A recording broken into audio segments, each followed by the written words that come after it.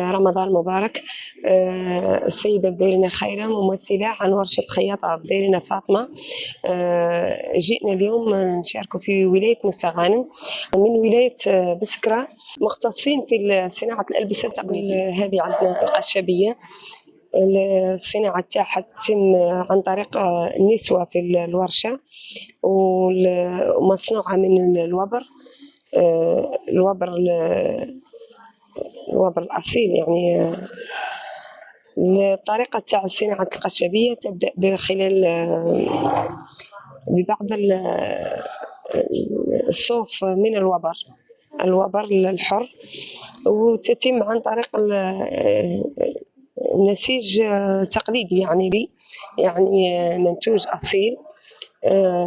هذه القشابية مثل هذه القشابية متحصلة على الجائزة الأولى، تتراوح السعر تاع القشابية الواحدة من 17 مليون ل 20 مليون.